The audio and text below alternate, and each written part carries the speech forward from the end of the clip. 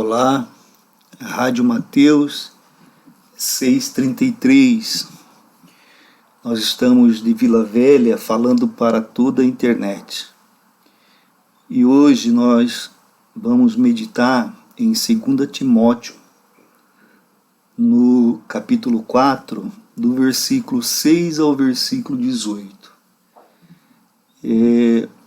Nós vamos ver aqui como que o apóstolo Paulo encontrava coragem para enfrentar as provações da vida.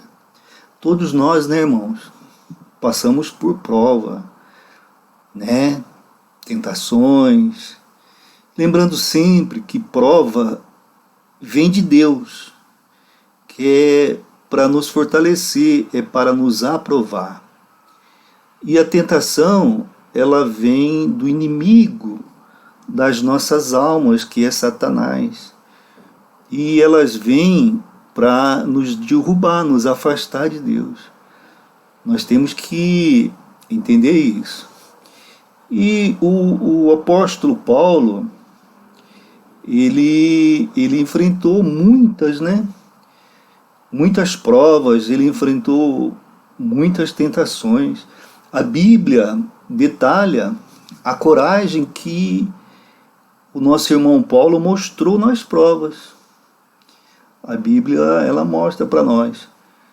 Ele foi combatido, irmãos, por líderes religiosos.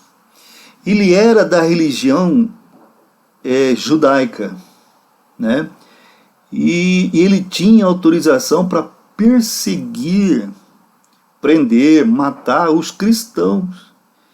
E quando ele teve o encontro com Jesus Cristo, conforme Atos 9, ele, de perseguidor, ele passou a ser um evangelista, E aí então os líderes religiosos da época o perseguiam, Ele foi maltratado por juízes, e agredido por multidão de pessoas, mas no entanto ele permaneceu firme. E como ele fez, Como que ele fez para permanecer firme frente a essas dificuldades? Nós vemos que no testemunho de Paulo ele disse que veio ao povo de Corinto, aos coríntios, com fraqueza, e que falou, que evangelizou a esse mesmo povo com medo e tremor. Olha lá, 1 Coríntios 2:3, 1 Coríntios capítulo 2, versículo 3. Fui até vocês em fraqueza, temeroso e trêmulo. Nós estamos usando a Bíblia viva, viu, irmãos? A Bíblia viva. Para evangelizar é mais fácil.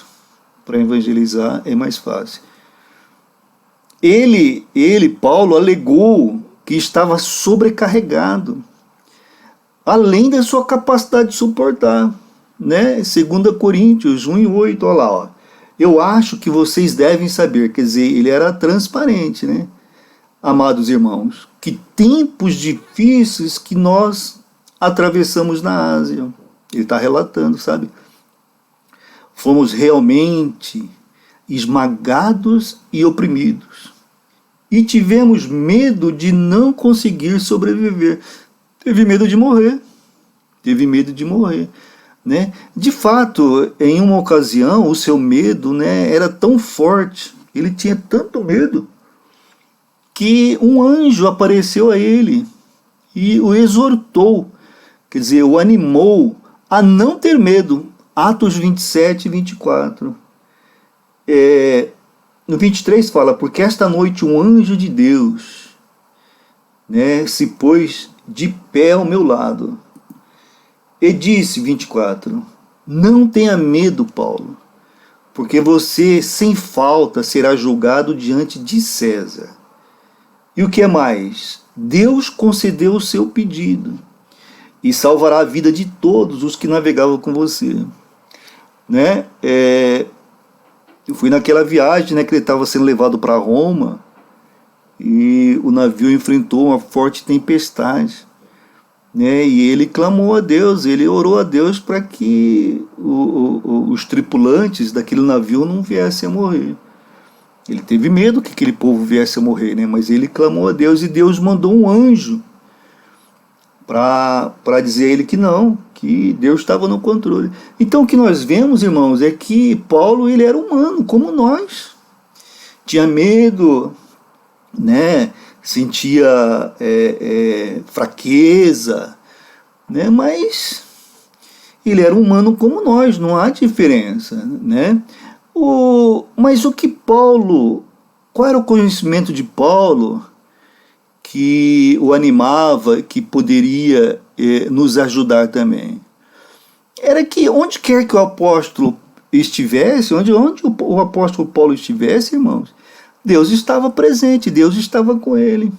Ele confiou, né, na orientação do Espírito Santo. Ele confiou na orientação do Espírito Santo. E também foi consolado. Ele foi consolado pela segurança do Senhor de sua companhia. Ele sabia que Deus era com ele.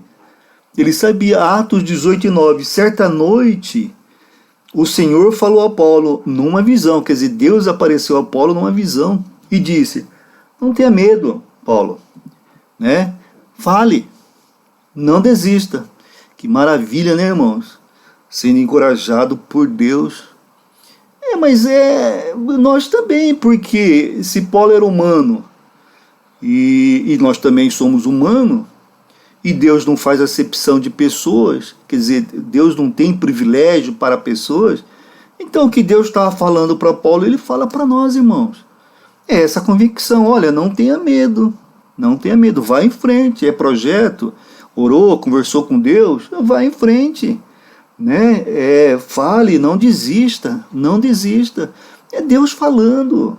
Sabe, pastor, mas Deus falou com Paulo em visão e comigo não falou. Não, ele está falando agora. Depende de você acreditar. Depende da tua fé. Está falando agora. Olha, não tenha medo. Tá certo? Prossiga no projeto. Não desista. Não tenha medo. Continue buscando a Deus. Deus vai te curar no corpo. Tá? Não tenha medo. Esse casamento vai ser restaurado. É isso, irmãos. Nós temos que acreditar. Tá? Tem uns que ficam esperando algo místico, Deus aparecer. Bem, se Deus aparecer na minha frente, eu tenho certeza que eu desmaio, eu morro na hora, porque já pensou, estar de frente com Deus? Não estou preparado para isso, e creio que nenhum homem está, né? Creio que nenhum ser humano está, né?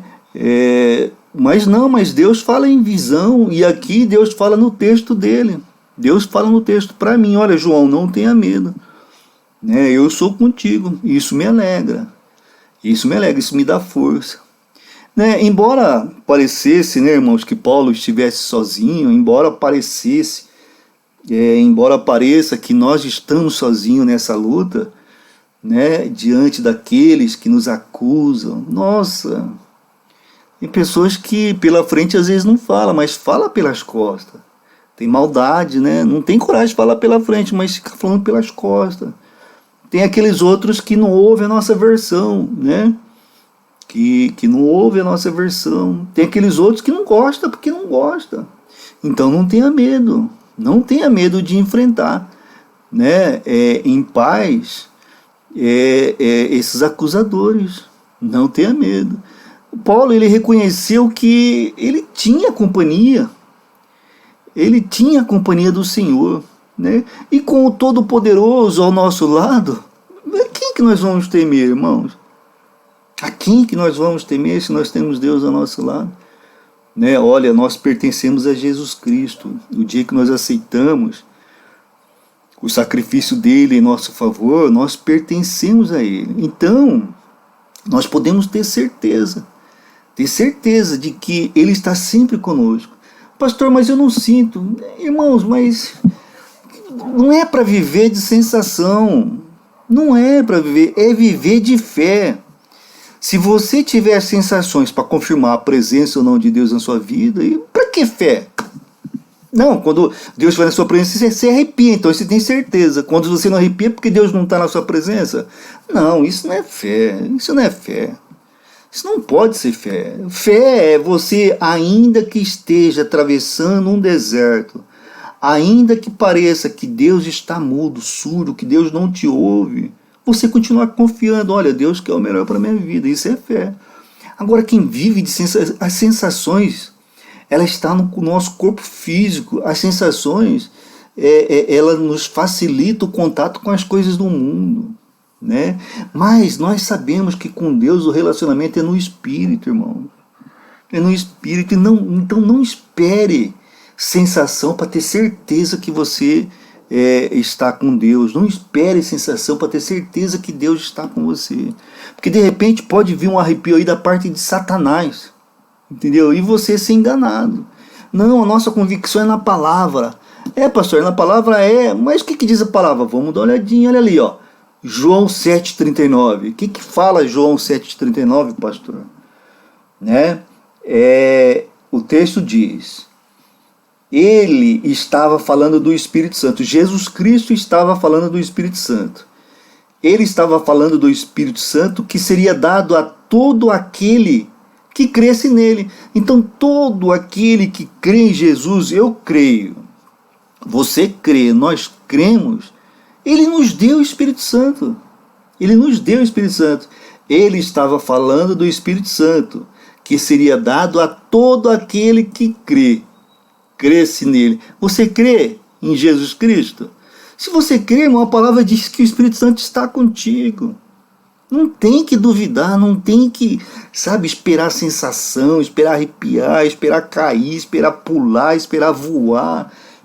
Isso aí não é confiança em Deus, né? Mas o Espírito naquela época, o Espírito ainda não tinha sido dado, porque Jesus ainda não havia voltado para a glória dele no céu. Então Jesus falou que quando ele foi para o céu, ele deixou o Espírito Santo para dar conosco, para viver conosco. Mas conosco quem?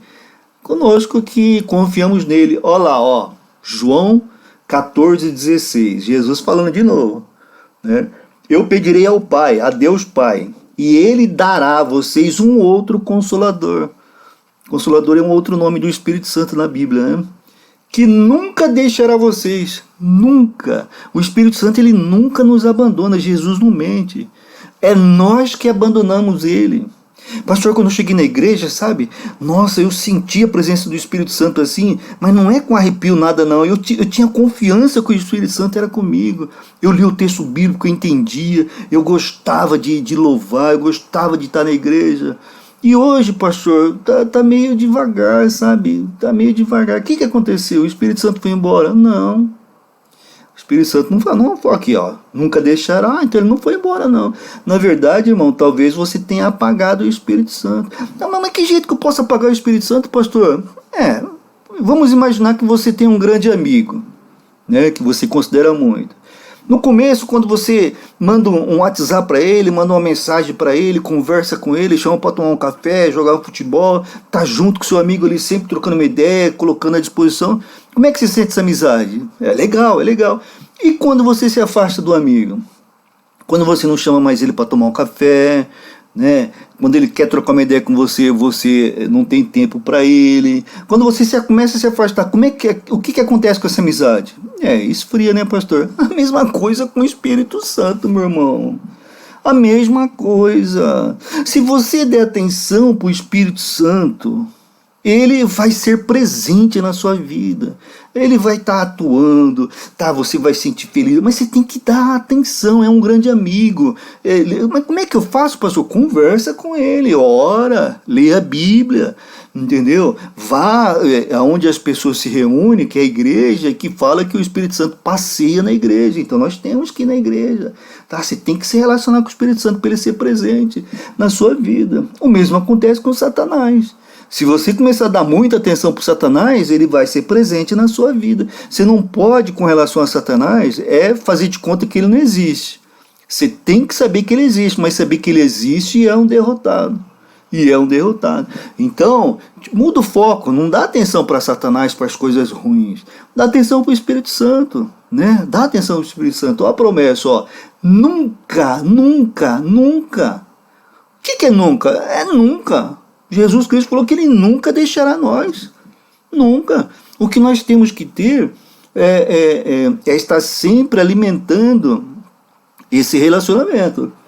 O Espírito Santo é um cavaleiro, ele é o nosso consolador, o nosso paracletos, o nosso advogado, né? Ele está sempre conosco, mas ele exige atenção. Ele exige atenção, precisa de atenção. Se não der atenção, não adianta, né? Não adianta. Olha, tem mais um versículo aqui que fala, 14:26. João 7 fala muito, né? Muito não, porque nunca é muito, mas João 7 fala a respeito do Espírito Santo. Ó, 26. Mas quando o Pai enviar o Consolador, quer dizer, o Espírito Santo, Jesus Cristo que está falando isso, meus irmãos. Mas quando Deus Pai enviar o Consolador, Espírito Santo, para me representar Jesus, e por Consolador eu quero dizer o Espírito Santo, ó, Jesus está explicando aqui. É Bíblia viva, viu, irmãos? Para facilitar. Olha o que o Espírito Santo faz. Ele ensinará muitas coisas a vocês. Ele vai nos ensinar muitas coisas. Ah, pastor, só no mundo espiritual? Não é só no mundo espiritual, não. Ele vai dar saída também no mundo secular, pode ter certeza. Ele não entrou lá na frente de Paulo e falou, Paulo, não vai por aqui não vai pregar em Damasco não, vai para outra região, né?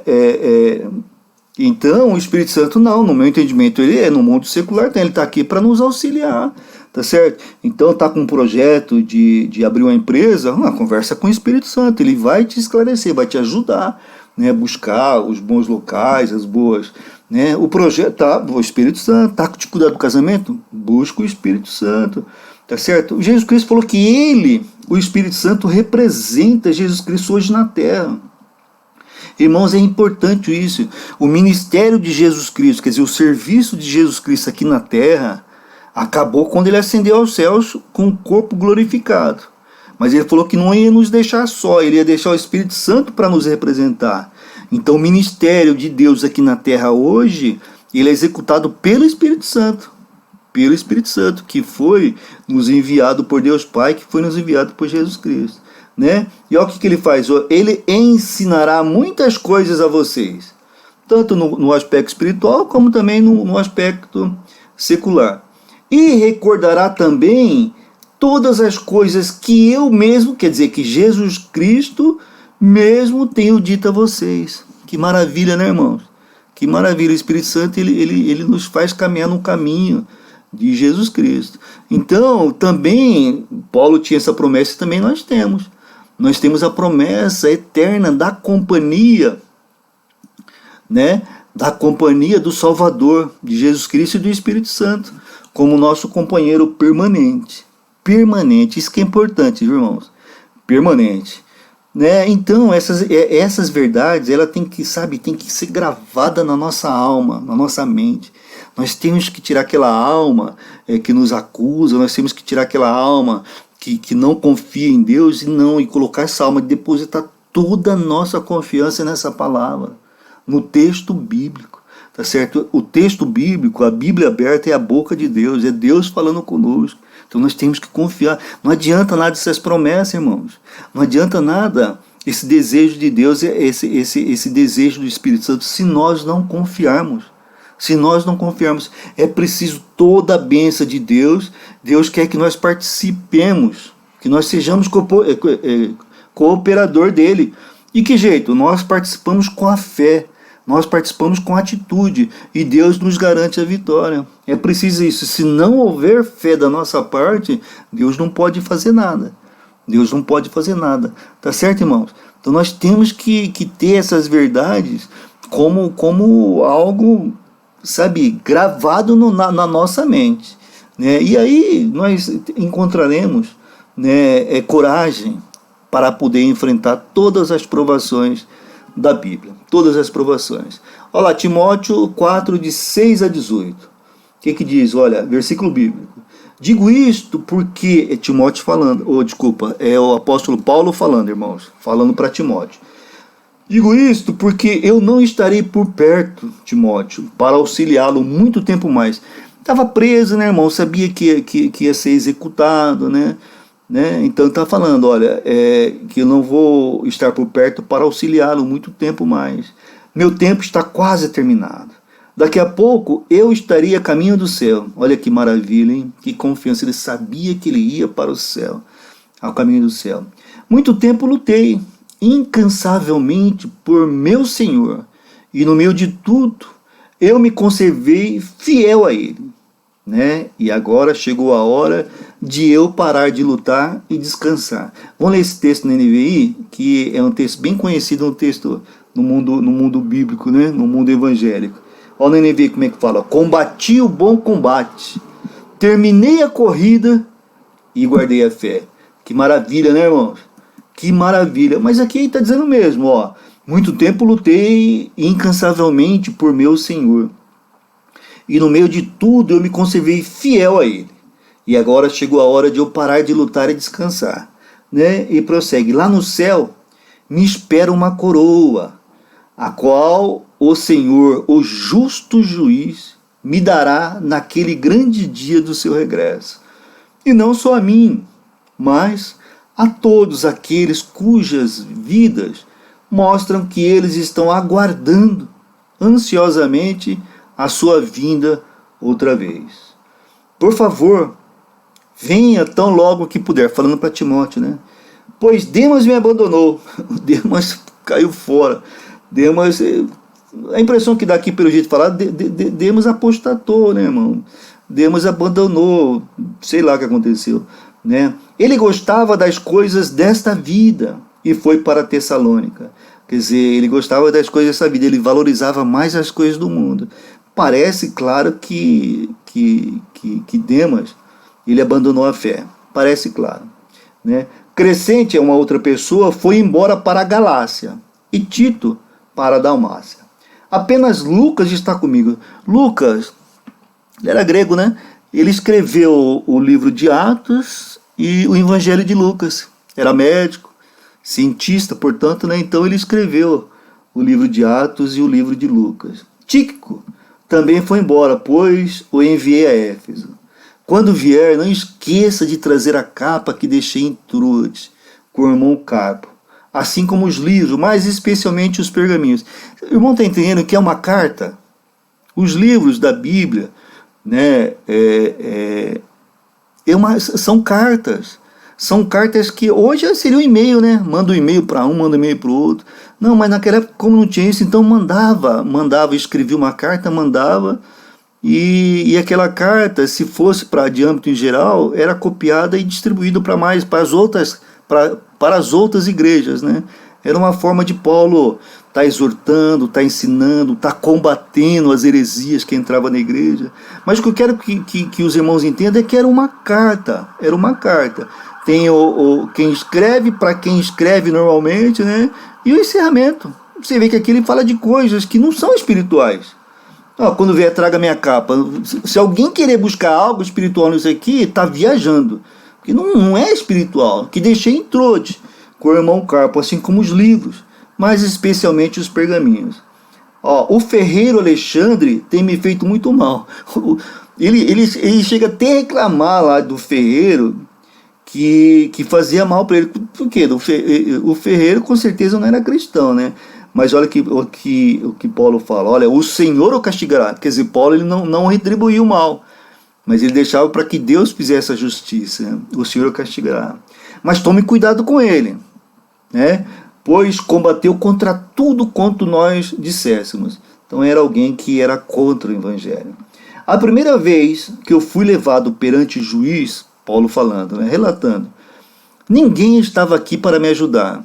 Naquela época, irmão, tinha um costume assim, olha, a pessoa era levada na presença do juiz e alguém da plateia ali, que estava assistindo, podia se levantar para advogar em favor daquela pessoa, para, testemunhar. A pessoa se levantava aí, fazia a defesa daquela pessoa ali, como um advogado, né? Ele está dizendo que ninguém tinha ali, ninguém estava aqui para me ajudar. Ele ficou sozinho, jogado aos leões, né? Todo mundo tinha fugido. Espero que eles não levem sobre si essa culpa. Você vê, e Paulo ainda está preocupado se os irmãos que fugiram ou abandonaram se vão se sentir culpados. Ele não queria que os irmãos se sentissem culpados. Ele compreendia o medo, ele compreendia isso. Mas olha por que ele compreendia isso. Vamos ver o 17. Entretanto, o Senhor permaneceu comigo. Irmão, Jesus já havia morrido, Jesus já havia ressuscitado e ascendido aos céus. Ele está dizendo que o Espírito Santo estava ali com ele. Ele tinha convicção que o Espírito Santo estava ali comigo. Entretanto, o Senhor permaneceu comigo e me ajudou, de tal maneira que eu pude corajosamente pregar um sermão inteiro para todo mundo ouvir. Que maravilha, meu Deus! Olha, ele estava ali para ser acusado, mas, no entanto, o que aconteceu? Ele pregou para aquelas pessoas e não foi interrompido, não. Ele pregou o sermão inteiro, quiçá até fez o apelo para que as pessoas se converterem. E o Senhor, livrou-me de ser jogado aos leões. Quer dizer, ele foi absolvido.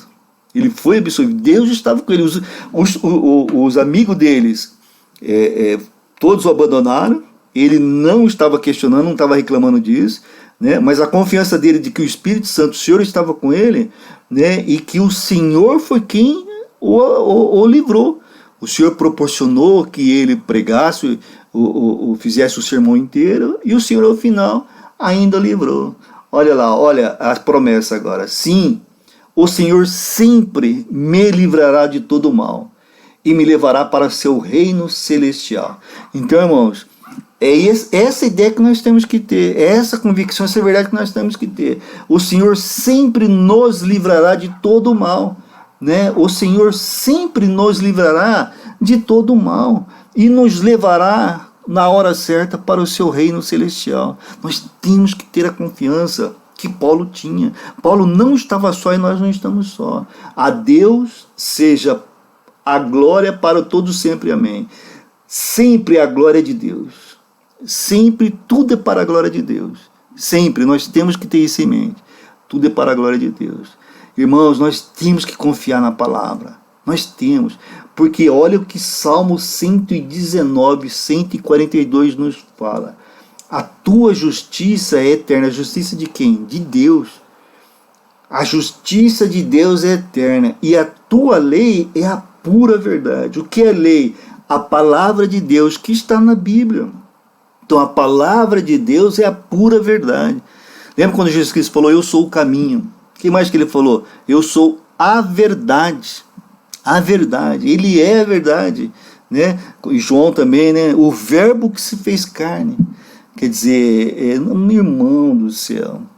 Olha, nós não estamos sozinhos. Não estamos, pastor, não estamos. Nesse mundo secular, não estamos sozinhos. Esse texto, ele se aplica a nós nesse tempo que nós estamos vivendo. Deus, ele quer ser conosco. É o Deus Emanuel, o Deus conosco, ele quer ter um relacionamento. Mas para isso é preciso que nós nos aproximemos dele. É preciso que nós tenhamos um relacionamento sem medo de se relacionar com Deus. Um relacionamento de amigo, de filho, sem cobrança, sem cobrar nada de Deus, sem impor nada de Deus. Por quê? Porque Deus sabe o que é melhor para a nossa vida. Deus sabe, nós podemos pedir o que nós desejamos, mas ao final nós temos que reconhecer que seja feita a vontade de Deus. Quando o nosso pensamento, quando os nossos desejos, quando a nossa visão desse mundo for igual à visão de Deus, tudo que nós pedimos vai ser atendido. Nós temos que nos aproximar de Deus. O Espírito Santo é para esse tempo aqui agora, para nos livrar, para nos proteger, para nos orientar, tá certo? O Espírito Santo é para esse tempo aqui agora. É para esse tempo que nós estamos fazendo arroz. É para esse tempo que nós estamos dirigindo o carro. É para esse tempo que nós estamos indo até o hospital visitar um parente. É para esse tempo que nós estamos no trabalho. É para esse tempo que nós estamos na escola. É para esse tempo. O Espírito Santo, ele não está no céu, ele está na terra para nos ajudar. Ele está conosco, ele é conosco. Nós temos que acreditar nisso. Olha, o poder de Deus, o poder que estava com Davi, o poder que estava com Jesus Cristo, o poder que estava com Sansão, que é o Espírito Santo, ele é conosco, com cada um de nós. É preciso que nós acreditemos nisso, é preciso que nós tenhamos fé nisso. É preciso que nós tenhamos confiança e entreguemos a nossa vida para o Espírito Santo. Irmão, se você não conhece o Espírito Santo, procure conhecer o Espírito Santo. Busque um livro que fale a respeito do Espírito Santo de fato e de verdade. Não o Espírito Santo místico, hein? Não o Espírito Santo místico. Procure um livro que fala do Espírito Santo de fato e de verdade. Leia a Bíblia. Busque conhecer o Espírito Santo. É um poder que nos foi dado por Deus e a gente, por ignorância, ou às vezes por egoísmo, por egocentrismo, nós não lançamos mão, não usamos isso. Pastor, eu posso pedir para o Espírito Santo me ajudar quando eu for naquela busca de emprego? Deve pedir, você deve pedir. Pastor, eu posso pedir para o Espírito Santo quando eu for conversar com minha mulher para nós melhorar o nosso casamento? Irmão, você deve pedir. Pastor, eu posso pedir para o Espírito Santo para que ele vá à frente quando eu for evangelizar o meu filho, quando eu vou evangelizar alguma... Mas é isso, irmão, você tem que pedir para o Espírito Santo ir à frente, preparando o coração, preparando aquela pessoa, preparando você também para quando você chegar lá, para abrir a boca para aquela pessoa, aquele coração esteja pronto. Tá? Pastor, eu posso pedir para o Espírito Santo para me ajudar na escola? Pode, irmão, mas faça a sua parte, mas pode sim. Você deve, o Espírito Santo está aqui, é para esse tempo aqui, irmãos. É para esse mundo, para nos ajudar a passar por essas provas. Olha, o Paulo ele estava sendo acusado, estava na frente de um magistrado, de um juiz, e todo mundo queria a cabeça dele. Né? O povo queria a cabeça dele, as autoridades religiosas queriam a cabeça dele, e as autoridades governamentais, quer dizer, estava todo mundo contra ele, só a favor, até os amigos fugiram, só a favor dele o Espírito Santo, nesse tempo, e ele foi preservado. O mesmo é conosco. O mesmo é comigo, o mesmo é com você. Basta o quê? Que nós acreditemos. Que nós acreditemos. Então é para esse mundo secular. E para a vida eterna, pastor, é Ele que nos lembra tudo que Jesus Cristo falou a respeito da salvação. É o Espírito Santo. É Ele que nos lembra, é Ele que nos faz recordar o texto bíblico. É Ele que nos faz crer, acreditar que nós somos salvos pela graça de Deus. É Ele que nos faz acreditar que nós não somos condenados pela misericórdia de Deus. É Ele que nos faz superar as tentações. É Ele que está conosco nas provações. É Ele que nos ajuda a levar a palavra do Senhor. É Ele. É Ele. Então o Espírito Santo tanto atua no mundo secular como na vida eterna. Esse texto é um texto maravilhoso. É um texto maravilhoso.